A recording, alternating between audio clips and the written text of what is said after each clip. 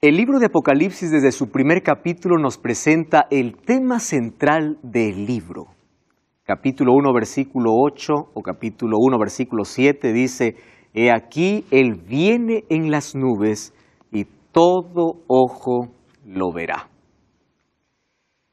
La promesa descrita ahí en el versículo 7, en la introducción del libro, donde muestra el tema del libro, nos lleva a la mayor esperanza de todos los tiempos. Millones de personas dieron su vida porque creían en el regreso de Jesús. Si alguien se mantuvo fiel, aún en la hora de mayor crisis, es porque creyó en la promesa de que Jesús iba a regresar. En el Nuevo Testamento o en toda la Biblia encontramos más de 300 referencias hablando de que Cristo viene pronto. Cuando se levantó la iglesia profética, después de 1844, un pueblo que tiene un mensaje especial para el tiempo del fin, según Apocalipsis capítulo 14, versículos 6 al 12, tenía no solamente entre su mensaje, sino entre su nombre, decir de que Cristo vuelve pronto. Tanto así que entre el saludo principal se decía: Maranata, Cristo viene, Cristo está regresando. Probablemente tú has escuchado acerca de la venida de Jesús mucho tiempo. Tus padres, tus abuelos, tus antepasados, todos hablaron de que Cristo regresa. Y a medida que el tiempo pasa y nos acercamos al tiempo del fin, parece que esa fuerza y esa proclamación está disminuyendo. Sin embargo, las señales están aumentando. El libro de Mateo capítulo 24 nos menciona algunas señales que acontecerían y que éstas anunciarían que Cristo regresa. Mateo 24, hoy se está cumpliendo en nuestro tiempo. Hambres, guerras, terremotos, pestes, mas Jesús dijo: esto solamente será el principio de dolores, porque el libro de Apocalipsis nos muestra la gran angustia, la gran tribulación y la ira de Dios sobre aquellos que no recibieron aquel sello que Él tiene para dar. Hoy vamos a hablar acerca de ese punto culminante. Todo Apocalipsis terminó toda visión terminó con la venida de Jesús. Y vamos a hablar sobre ese punto. ¿Cómo vendrá Jesús? ¿Para qué vendrá Jesús? ¿Con quién vendrá Jesús? ¿Cuál es el motivo de su regreso? ¿Y cómo vamos a ir al cielo para vivir con Él? Bienvenido una vez más. Bienvenido a Biblia Fácil. Un grande abrazo para ti que estás viendo el programa en diferentes lugares de Sudamérica, Centroamérica, Norteamérica o en cualquier lugar del mundo. Dios te bendiga, gracias por permitirnos acompañarte cada semana y gracias también porque nos esperas como siempre, allí con Biblia en mano. Bienvenidos amigos, estamos llegando a la parte final aquí de nuestra temporada. Por este lugar ya pasaron muchas personas y todos nos emocionamos cada vez que llegamos a este punto culminante porque nuestra razón de existir como cristianos es la proclamación de un evangelio. Y la proclamación del evangelio tiene que ver con la buena nueva, con aquella esperanza del regreso de Jesús. Nuestra esperanza se enfoca en que Cristo vendrá para poner fin a la muerte, al dolor, al pecado y sus consecuencias. El diablo ya está vencido, mas falta ser destruido. Y cuando sea destruido el diablo, será destruido el pecado, será destruido la muerte, todo tendrá un final. Y a ese punto hoy vamos a llegar y vamos a dejar que la Biblia pueda respondernos cómo acontecerá ese momento tan solemne de la historia. Muchos libros, películas, Hollywood tiene un papel muy importante en este tiempo, ¿verdad? De poder sembrar en la mente de todo el mundo conceptos. Lo que se ve en una película se cree que es real, que así va a suceder. Muchos se levantaron en estos últimos tiempos para profetizar un final del mundo. Entonces, de tiempo en tiempo, por allí algunos se alarman porque aparece alguna noticia y entre esas está un asteroide, va a aplastar el planeta, va a terminar con el planeta. Otras de esas dice una bomba nuclear va a acabar con el planeta. Y en fin, se habla acerca de que el mundo va a ser destruido. Una de las cosas interesantes es que el ser humano es consciente que el mundo está llegando a su fin. No necesita ser cristiano para que pueda ser consciente de eso. El planeta está desgastado y está devastado también. Cada vez la maldad aumenta, cada vez la naturaleza baja su fuerza, cada vez hay mayor dolor y esto en lugar de mejorar vemos que cada vez va de mal en peor. Sin embargo, hay muchos conceptos equivocados acerca de cómo terminará este mundo. Cuando vemos algunas películas acerca del tiempo del fin, vemos de que este mundo va a ser destruido de una manera que la Biblia no dice. Y hay mucha gente que cuando se habla de fin del mundo, la palabra fin le da tanto miedo, porque cree que el fin se trata de una destrucción total del planeta. Para los cristianos el fin del mundo es apenas el comienzo de la eternidad. Para nosotros la palabra fin no nos asusta, sino más bien es nuestra mayor esperanza. Mas tenemos que tener el concepto claro de cómo será ese fin. ¿Cómo vendrá Jesús? Gracias a Dios que Él nos ha dejado en su palabra situaciones o evidencias claras de cómo será su venida. Entonces hoy vamos a tocar algunos puntos importantes. ¿Cómo terminará la historia humana? Hay algunos que dicen que va a ser una bomba nuclear, un asteroide, o este mundo va a ser devastado, dividido, o por las condiciones climáticas, este mundo va o nuestra generación o la humanidad va a dejar de existir por ello. Mas, nosotros vimos en el capítulo anterior que Jesús nos mostró que Él va a venir y va a venir en las nubes. Hay varias evidencias bíblicas desde el libro de Mateo capítulo 24 y Apocalipsis capítulo 1, de manera simbólica y literal diciendo yo vengo y va a ser de una manera visible. Nosotros vimos en el capítulo anterior que la separación de aquellos que van a ir con Cristo y aquellos que van a ser destruidos en ese día final, no se hace cuando Cristo regresa, sino se hace antes del regreso de Jesús. Los dos pueblos ya están totalmente definidos. ¿Recuerdan ustedes allí lo que vimos en Apocalipsis 19 sobre las dos cosechas? La cosecha se realizó. Entonces solamente Cristo viene para llevar el trigo al granero, ¿verdad? El resultado de su palabra, el resultado del Espíritu Santo trabajando en el corazón, el resultado en las vidas transformadas, ahora están listas para ser glorificadas y vivir con Cristo por la eternidad. Sin embargo, también el resultado del rechazo a esa palabra, el rechazo a la voz del Espíritu Santo, hizo que otros puedan sufrir el castigo de la ira divina. Pero eso no es todo, porque aún hay más. Habrá una destrucción final que aún espera. Algunos relacionan la venida de Jesús como un día de terror porque piensan que cuando Cristo regrese va a caer fuego y azufre del cielo. Entonces hay algunos que tienen tanto terror y miedo cuando se habla de fin. Dice, ese día va a haber fuego, va a haber azufre ese día. Cuando la Biblia nos dice que la venida de Cristo no será de esa manera. Van a haber algunos fenómenos naturales, es verdad, pero la venida de Cristo será un día donde habrá dos emociones. Y esas dos emociones fuertes son, por un lado, el pueblo de Dios gritando de alegría. El libro de Isaías dice que en ese día, hace la comparación allí a las ovejas cuando salen del redil, a los cabritos cuando empiezan a saltar. Dice, saltaré y estaréis alegres. Y allí también dice que todos aquellos que están preparados para ese momento dirán, este es nuestro Dios, le hemos esperado y Él nos salvará. Por otro lado, aquellas otras personas que fueron rebeldes a la voz de Dios dirán, peñas, caed sobre nosotros y escondednos de aquel que está viniendo en las nubes de los cielos. ¿Por qué esas personas dicen, escondednos de aquel que está viniendo? Porque aquel que está viniendo es alguien que ellos conocen. Rechazaron toda su vida. Ellos saben que aquel que está viniendo, toda su vida estuvo pendiente de ellos.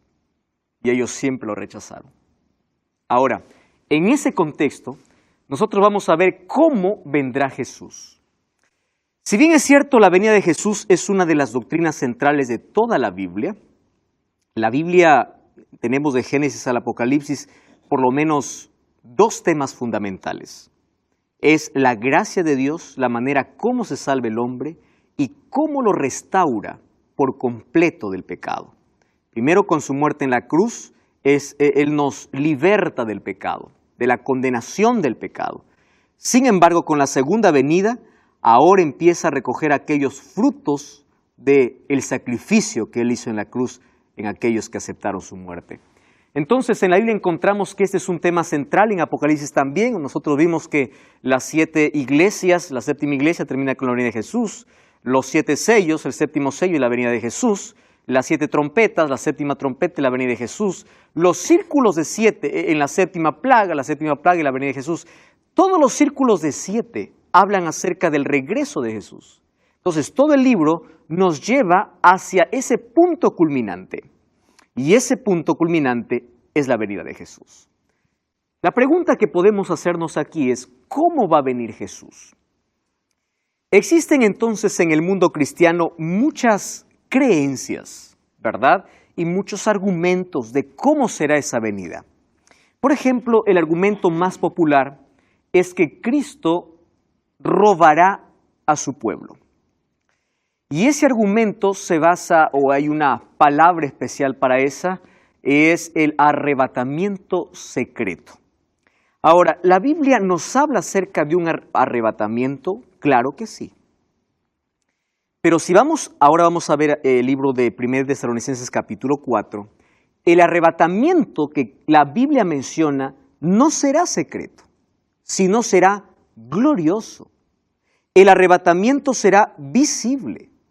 Vamos a ver si Dios realmente va a robar a su iglesia o qué cosa dijo de cómo sería su venida. Respondemos a la primera pregunta. ¿La venida de Jesús será secreta? Vamos a analizar solamente algunos de estos textos que yo coloqué aquí. El primer texto es Apocalipsis 1:7. Allí Juan está presentando su libro y la introducción de su libro, vean que no es simbólico. La introducción es literal, ¿correcto? Por ejemplo, la revelación de Jesucristo. ¿Jesucristo es simbólico? No, literal, es Jesucristo. ¿Revelación es simbólico? No es simbólico, es literal. Dice allí, Él me mandó a escribir las cosas que han de suceder pronto. Miren el versículo 3. Bienaventurado el que lee, el que oye las palabras de esta profecía y guarda las cosas. ¿Ahí hay alguna cosa simbólica? No. Leer no es simbólico, es literal. Guardar no es simbólico, es literal. Guardar es comprender y poder hacerlo en nuestra vida. Aquí no hay cosas para poder nosotros decir esto es un simbolismo que representa otra cosa. Es decir, cuando Juan empieza a escribir el libro, lo escribe en sus propias palabras. La revelación simbólica aparece recién desde cuando Dios se muestra y le dice, escribe, o desde la revelación de Jesucristo a Juan. Y entonces los primeros versículos encontramos que literal, Juan a las 7 iglesias, el versículo 4, las 7 iglesias, ¿qué cosa eran? Literales, 7 iglesias de Asia. ¿Qué más encontramos? Gracia y paz. ¿La gracia es simbólica? No, gracia es gracia. Paz es paz, la paz que viene del cielo. Ahora fíjense, el tema que coloca dice, he aquí viene con las nubes y todo ojo lo verá. Solo que hay una palabra interesante que nosotros necesitamos conocer aquí. Y dice, y los que lo traspasaron, o aquellos que le traspasaron, y todos los linajes de la tierra harán lamentación por él. Sí, amén. Vamos al libro de Mateo capítulo 26, versículo 64. Mateo capítulo 26, versículo 64. Mateo 26, 64, dice así. Vamos a leer desde el versículo 63. Mas Jesús callaba, entonces el sumo sacerdote le dijo, te conjuro por el Dios viviente que nos digas si tú eres el Cristo, el Hijo de Dios. Y Jesús le dijo, tú lo has dicho. Y además os digo, no solamente dio una respuesta, añadió además. ¿Qué cosa dijo?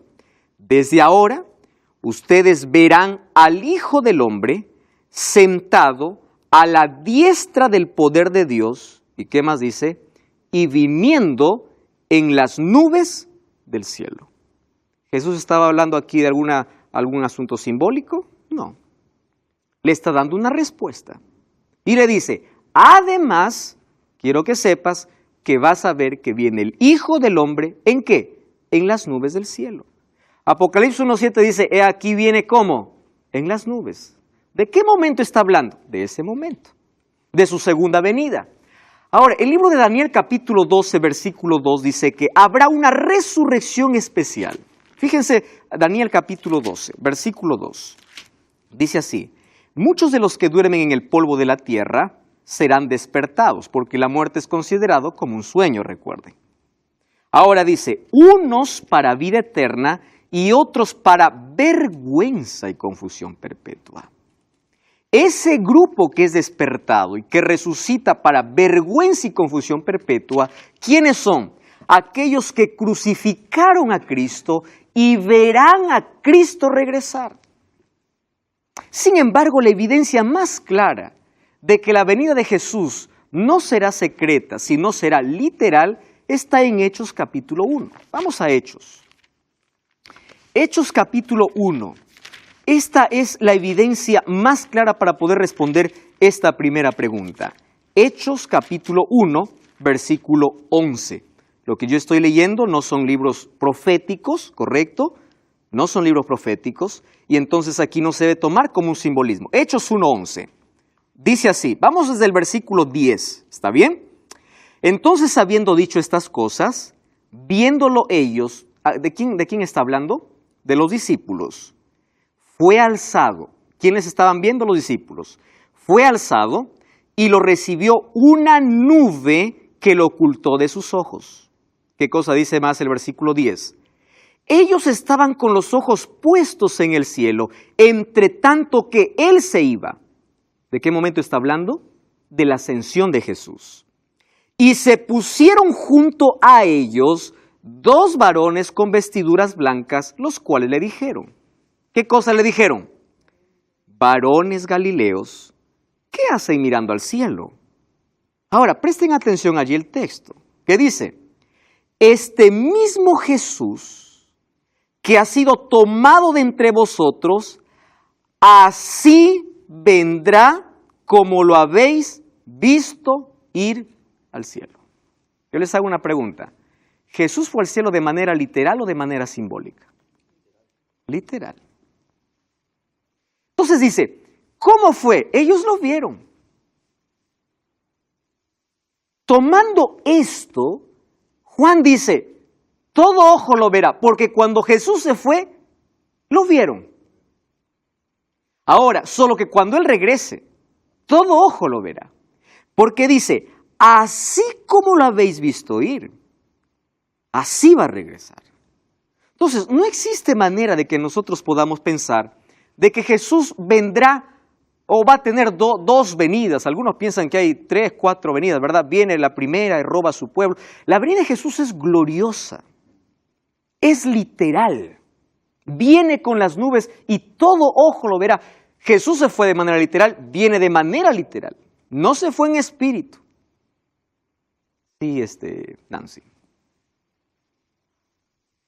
Quería saber sobre ese todo ojo le verá. Si es simbólico o literal.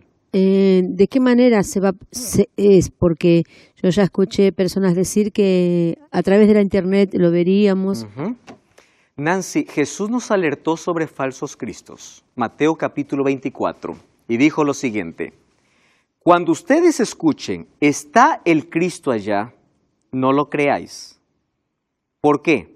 Vamos a llegar a ese texto, voy a adelantarme un poquito. Como relámpago que sale del este y se muestra hacia el oeste, así será la venida del Hijo del Hombre. Préstame atención a lo que te voy a decir. La venida de Cristo es literal y es gloriosa, solo que aquí hay algo que nosotros no podemos entender. ¿Cuál es?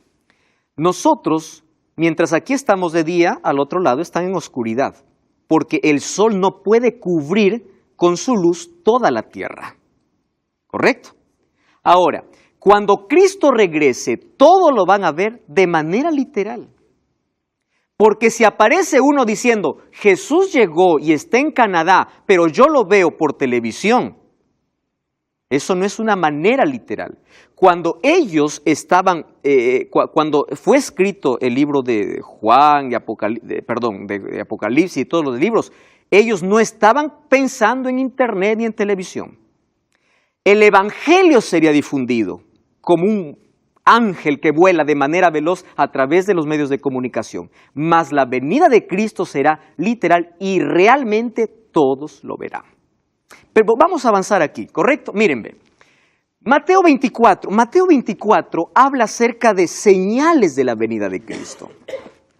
Me encanta aquí cómo primero Jesús da una respuesta a sus discípulos, hablando acerca, en primer lugar, de la destrucción de Jerusalén, pero luego también acerca de las señales que antecederán a su venida. Mateo capítulo 24, versículo 27. Vamos ahí al versículo 26, desde el 26. Dice así: así que si os dicen, mirad, aquí lo que estaba diciendo Nancy, está allí en el desierto, no salgáis. O está allí en el canal 9, no lo veáis. O allí se publicó en internet que Cristo viene, no creáis. No lo creáis. Jesús advirtió sobre esto. Versículo 27, porque igual que relámpago sale del oriente y se muestra hacia el occidente, está hablando de una totalidad. Oriente y occidente, ¿qué cosas son? Polos totalmente opuestos. Y dice así: así será la venida del Hijo del Hombre. ¿Correcto? Así. Está hablando de manera simbólica Cristo. Vamos a ver algunos otros asuntos importantes. Entonces, pastor, ¿cómo comprender? Hay varias personas que por allí han tomado un texto, ¿verdad? Vamos a ver a Mateo capítulo 24, versículo 40. Miren, Mateo 24, 40. Jesús está hablando de su venida, ¿correcto? Hasta ahí todos estamos bien, que será literal. Dice el versículo 40. Entonces dos estarán en el campo, uno será tomado y el otro será dejado. ¿Correcto? Dos mujeres estarán moliendo en un molino, una será tomada y la otra será dejada. Dice, entonces aquí está. Jesús, dos estarán durmiendo en una cama y de pronto despierta. Oh, ya no está, no amaneció. Jesús se lo robó.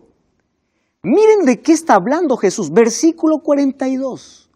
No está diciendo que él robará a su pueblo.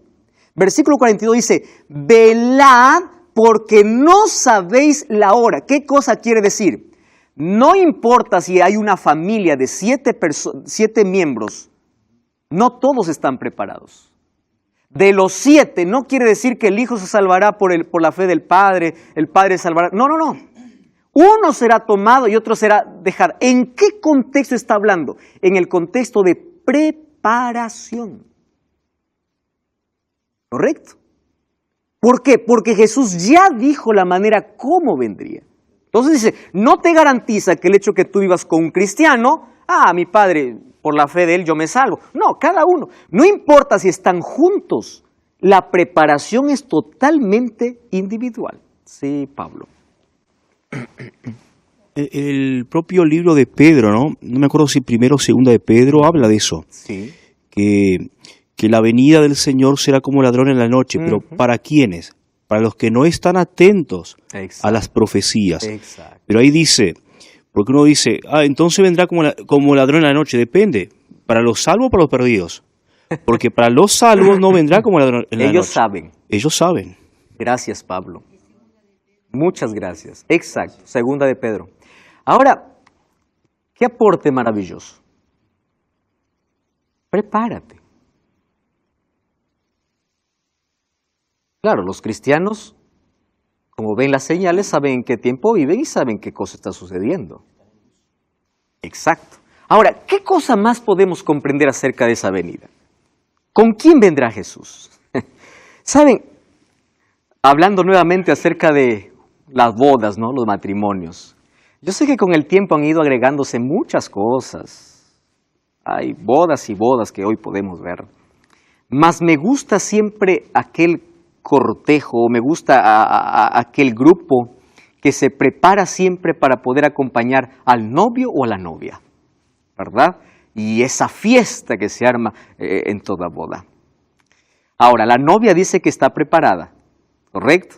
Y miren, Mateo capítulo 25, versículo 31, dice que Jesús no viene solo. Cuando habla de la novia, está hablando de todos los miembros que integran a la novia. Capítulo 25, versículo 31. Miren lo que dice así. Cuando el Hijo del Hombre venga en su gloria, la gloria no se puede ocultar.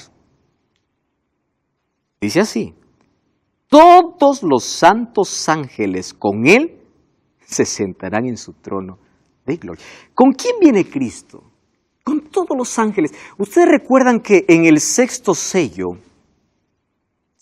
sello, hubo silencio como de media hora en el cielo. ¿Recuerdan ustedes esa expresión? ¿Por qué hubo silencio en el cielo? Si en el cielo día y noche los seres cantan. Aleluya, amén, gloria a Dios. ¿Por qué hay silencio si ellos no cesan de cantar? Porque ese es el momento cuando todos vienen y todos hoy se están preparando para recibirte. El cielo está deseoso de poder recibirte allá. Los ángeles están listos. Ahora nosotros estamos viviendo un momento apremiante, donde debemos tomar decisiones acertadas. Hoy estamos hablando acerca de la venida de Jesús, entonces la primera característica dijimos que su venida será literal, ¿correcto? No será simbólica. ¿Por qué algunos que dicen, no, a Jesús lo veremos con el ojo de la fe, ¿verdad? Otro dice, no, Jesús no se va a ver. O otro dice, Jesús ya está en espíritu y Jesús ya vino aquí a la tierra. No. La venida de Jesús, la segunda venida de Cristo es literal. Ahora, fíjense, vimos que con Jesús vendrán todos los ángeles. Además, ellos tienen una misión especial. Mateo capítulo 24. Vamos a Mateo capítulo 24, versículo 31. Allí dice así, Mateo 24, 31. Entonces enviará a sus ángeles con gran voz de trompeta y juntará a sus escogidos de los cuatro vientos. Cuando habla de los cuatro vientos, está hablando de la totalidad de la tierra. Nancy, aquí una vez más respondiendo a tu pregunta. Los cuatro ángeles, dice que enviará a los cuatro vientos. La totalidad, su venida es literal, todo ojo lo va a ver, porque los cuatro ángeles se encargarán de ¿qué? De juntar a sus escogidos desde un extremo hacia el otro. No es que nadie me avisa que Cristo está por allá. Por eso, la misión de los ángeles, incluso aquí, es de poder reunir a las familias. Yo sé que todos los que estamos aquí tenemos un ser que ya no está con nosotros, un ser querido, ¿verdad? Padres han perdido hijos, personas que ni siquiera nos dieron tiempo para despedirnos porque la muerte nos arrancó de un momento para otro, tantas tragedias. Mas ahora viene el momento de la reunión familiar. Yo sueño con ese día porque tengo seres queridos que ya quisiera verlos y volverlos a abrazar. Ahora, los ángeles reunirán las familias. Ahora, ¿cómo será este momento especial? Porque si la venida de Cristo es literal, ¿correcto? Aquí viene otra característica, que su venida será audible. ¿Por qué? Porque cuando Cristo venga, dice, habrá resurrección. Entonces, cuando habla de la resurrección, allí nosotros podemos derribar cualquier argumento de que cuando uno muere va al cielo o va al infierno.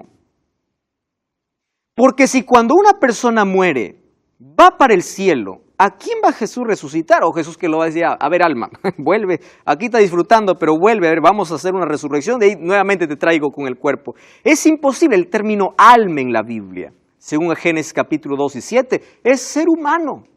Eclesiastés 12:7 dice que la muerte, ¿qué cosa es? El cuerpo vuelve al polvo, el espíritu, ¿cuál es el espíritu? Pues es aliento de vida, no hay nada más que salga del cuerpo. Entonces, habrá allí una resurrección. ¿Qué acontecerá con los justos muertos? Entonces, vamos a ver qué dice la Biblia. Me encanta este texto, créanme que es el texto que mayor esperanza ha traído a mi vida. Yo ya enterré a muchos seres queridos, mas este texto hace que yo pueda hasta llorar de emoción, pueda emocionarme, alegrarme, porque sueño con este momento solemne. Cuando yo voy a un funeral, no dejo de leer este texto, me da esperanza. 1 Tesalonicenses capítulo 4, versículo 16. Miren lo que dice, capítulo 4, versículo 15. Os decimos esto en palabra del Señor, que nosotros que vivimos, que habremos quedado hasta la venida del Señor, ¿qué cosa dice? No precederemos a los que durmieron. Es decir, nadie va adelante al cielo. ¿Correcto? Nadie precede. No es que unos ya están disfrutando. Los únicos que están en el cielo son los 24 ancianos y las personas que nosotros vimos que Dios los arrebató. Enoc, Elías y Moisés. ¿Correcto? Ahora, fíjense aquí. Dice el versículo 16. El mismo Señor con voz de mando, con voz de arcángel y con trompeta de Dios descenderá del cielo y los muertos en Cristo resucitarán primero. ¿Cómo me encanta ese texto? El mayor seguro es morir en Jesús. Cuando alguien me pregunta y me dice, pastor, ¿cuándo viene Cristo? Le digo, hoy. ¿Por qué? Porque nadie sabe cuándo muere. Si uno hoy muere, Cristo vino para esa persona ese día. Porque ¿qué es la muerte? Es un estado de inconsciencia. Cierra los ojos. La próxima vez que lo abres será solo para ver a Cristo. Por eso es un sueño. Más aquí dice, los muertos en Cristo resucitarán primero. ¿Por qué dice primero? Porque habrá una segunda resurrección. Y esa segunda resurrección ya no es para salvación. No lo es. Bienaventurados los que forman parte de la primera resurrección. Eso vamos a ver ahora Pablo. Dice, ¿qué sucederá entonces con los justos vivos? Primera de Corintios. Vamos un poco atrás. Primera de Corintios, capítulo 15, versículo 52. Entonces, ¿qué hay de aquellos que viven? No murieron, pasaron por la gran tribulación, mas ellos no murieron. 15:52. Miren lo que dice ahí el texto. 1 Corintios capítulo 15, versículo 51. Vamos al 51. Os digo un misterio, no todos moriremos, pero todos seremos transformados. En un momento, en un abrir y cerrar de ojos, a la final trompeta. ¿De qué trompeta está hablando? Exacto, de esa séptima trompeta. De esa trompeta que despierta a los muertos. ¿Qué cosa dice? En un abrir y cerrar de ojos, seremos transformados. A la final trompeta, porque se tocará la trompeta, los muertos serán resucitados. ¿Cómo resucitarán los muertos? Incorruptibles. ¿Qué significa incorruptible? Perfectos. Aquellos que murieron con limitaciones, ¿cómo se despiertan? Perfectos. ¿Y aquellos que están vivos? Ellos son, ¿qué cosa? Transformados. Ese es el momento de la glorificación donde el lino del vestido de la novia brilla. ¿Por qué? Porque no hay más rastro de pecado. Allí Jesús nos libra de la presencia del pecado. Ahora no. Cuando Él venga, en el momento de la glorificación, de la transformación. Ahora fíjense, si los muertos resucitan y los salvos son transformados, ¿quién fue arrebatado antes? Nadie. ¿Comprenden esto? Por eso es que no existe arrebatamiento secreto.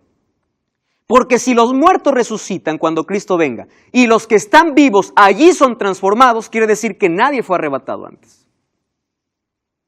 La Biblia es clara al respecto. Número 2. ¿Qué sucede con los impíos? Apocalipsis 25, el texto que Pablo ya me ganó allí en mencionar. Apocalipsis capítulo 20. Versículo 5. Dice así la Biblia. Fíjense, pero los otros muertos, ¿cómo es que los muertos están clasificados aquí? Los otros muertos no volvieron a vivir hasta que se cumplieron 1000 años. Quiere decir que hay dos clases de muertos y hay dos resurrecciones diferentes. Los que murieron en Cristo resucitan primero y los otros esperan 1000 años. ¿De qué está hablando? Eso vamos a ver en el próximo capítulo de Biblia Fácil, cuando hablemos acerca del milenio.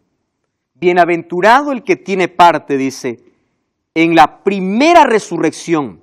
La segunda muerte no tiene poder sobre ellos, claro, porque ya resucitaron y están salvos para siempre. sino que ellos serán sacerdotes de Dios y reinarán con Cristo 1000 años. Gloria a Dios por eso.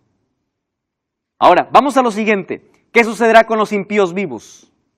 Según Tesalonicenses 2:8 dice, entonces se manifestará aquel malvado, a quien el Señor derrocará con el soplo de su boca y destruirá con el esplendor de su venida. Es decir, los impíos, aquellos que rechazaron a Cristo, solamente morirán con el resplandor. Pregunto, ¿cae fuego allí? No. ¿Qué cosa sucede con los impíos? Mueren. Pastor, ¿y en qué momento cae fuego y azufre para purificar la tierra? Eso vamos a ver en el próximo capítulo. Jesús cuando viene solo viene para llevar a sus hijos. ¿Correcto? Cuando dice aquí vengo pronto y mi galardón conmigo. El premio. Yo les pregunto, ¿qué premio necesita el hombre? ¿Hizo algo para merecer un premio? Nada. Pero dice, vengo con tu recompensa. ¿Cuál es la recompensa? Unos para vida eterna y la recompensa del otro sería consecuencias de su rechazo abierto hacia Dios. Ahora, nosotros ¿qué más podemos saber acerca de la venida o necesitamos conocer de la venida de Jesús? ¿Existe alguna fecha para la venida de Jesús? Pablo, tú ya escuchaste allí en tu ciudad, allí en tu iglesia, cómo algunos ponen fechas de tiempo en tiempo para decir que Cristo está viniendo. Y es lamentable, ¿verdad?, cuando uno ve a un grupo de personas y tiene la convicción necesaria y ya varias fechas se han dicho acerca de que el mundo va a terminar o que Jesús viene. Hay algunos, desde Guillermo Miller, y cuando Guillermo Miller se le preguntó y le dice, ¿tú por qué pusiste una fecha si la Biblia dice la venida de Jesús nadie lo sabe? Entonces él decía, sí, pero Jesús es Dios y Dios sí sabe. Entonces, bueno, él colocaba allí algún argumento para poder respaldar allí su idea. Sin embargo, Jesús fue claro al respecto.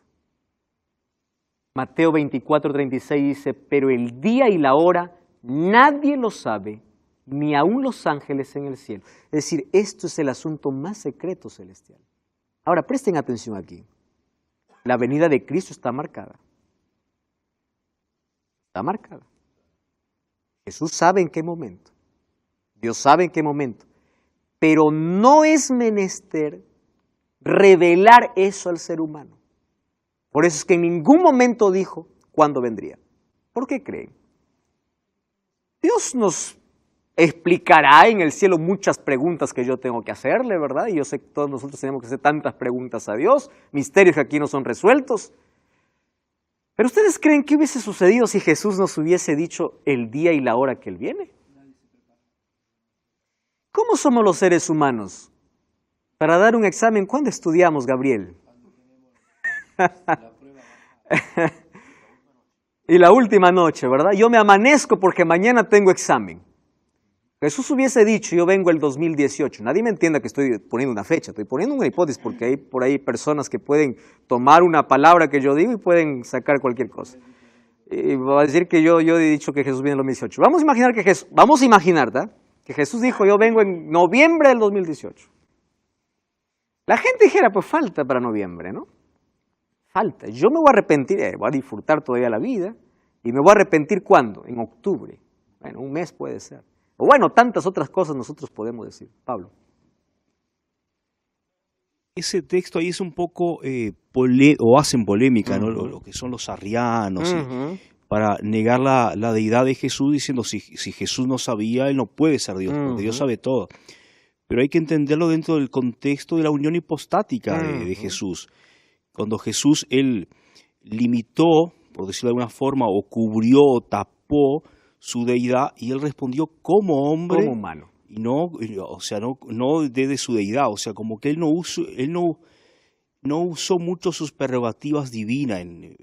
La mayor tentación para Él era usar sus prerrogativas aquí en la tierra, más no lo usó. Más en este contexto dice esto, no os conviene saber a nadie. No es menester saber a nadie. Solo el Padre lo sabe. Entonces, en otras palabras, no me insistas que yo te diga algo. No te voy a decir. Sí, Walter. Sí, yo me estaba recordando la fecha que pasó en el año 844, que también ahí fue un chasco, ¿no? Sí. Ahí está. Más eso estaba profetizado. Recuerdas que primero el mensaje era dulce y luego amargó. Sin embargo, esa profecía nos llevaba a un evento importante.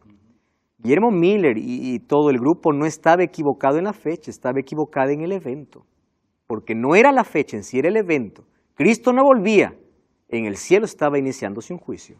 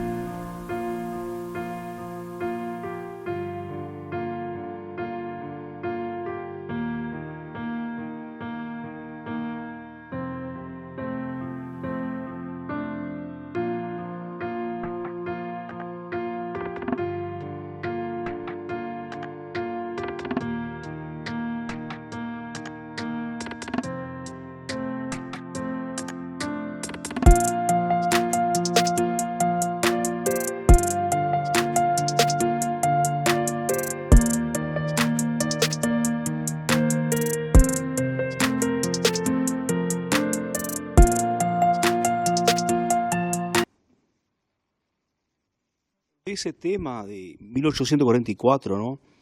Muchas personas, no sé si por ignorancia o qué, hasta acusan a la iglesia adventista o a Guillermo Miller de falso profeta, ¿no? Pero hay que entender dos cosas. Primero, que él no profetizó nada, porque lo que hizo fue una interpretación. Exacto. Y segundo, era muy común en aquella época los cristianos en todos los ámbitos denominacionales tratar de descubrir la fecha bíblicamente. Una cosa es una interpretación y otra es profecía. Es una profecía. Querido Pablo, recordemos además que lo que llevó a un reavivamiento en ese tiempo, a saber sobre cuándo vendría Jesús, era por los acontecimientos que ocurrieron en ese periodo. 1798, el Papa fue prisionero. 1833, meteoritos cayeron del cielo, estrellas cayeron del cielo. 1755, el gran terremoto de Lisboa. El día oscuro de la historia, 19 de mayo de 1780. Tantos acontecimientos, como hoy, ¿verdad? Entonces la gente dice, bueno, esto nos lleva a algo. Algo está ocurriendo, algo va a ocurrir. Entonces era común en ese tiempo ver, hay un despertar para saber qué cosa está bien. Entonces ahí Guillermo Miller llegó a una fecha. La fecha era correcta, mas el evento no era correcto. No podemos saber la venida, cuándo viene Jesús. Sin embargo, ¿cuáles serán las condiciones de vida después de la venida de Jesús? Lo más lindo en Apocalipsis capítulo 21, versículo 4. Allí dice que una de las cosas que serán destruidas es la muerte, porque no habrá más lágrimas. Nuestro mayor enemigo aquí es esa consecuencia del pecado. Es la muerte, es el sufrimiento. Ya no existirá más, todo cambiará. La venida de Cristo pondrá punto final a la historia de pecado y de este planeta. Ahora, el momento glorioso de esa venida está aproximándose. Me encanta la idea, me encanta ver algunos carteles, algunos lugares donde pone la imagen de Jesús y dice, Cristo viene pronto. Sin embargo, la palabra pronto parece ser muy larga. En nuestros tiempos parece ser muy larga. Por eso que el libro de Segunda de Pedro responde y dice, no piensen que Cristo se está demorando. Sin embargo, yo quiero que ustedes puedan reflexionar en algo que Jesús mencionó. ¿Recuerdan ustedes la parábola de las 10 vírgenes? Hay una expresión que Jesús dijo. Claro, era una parábola. Más de allí, nosotros extraemos lecciones espirituales. Y esa parábola está hablando justo del momento del cierre de gracia en el cielo. Porque cuando se cerró la puerta, entonces nadie más pudo entrar. Dice, tardándose el esposo. ¿Es que Dios se tarda? No. El ser humano lo entiende como tardanza. Somos nosotros los que lo entendemos así. Entonces, cuando el ser humano piensa que se tarda, todas empezaron a dormir. Ese es el mayor peligro. ¿Cuándo viene? Pronto.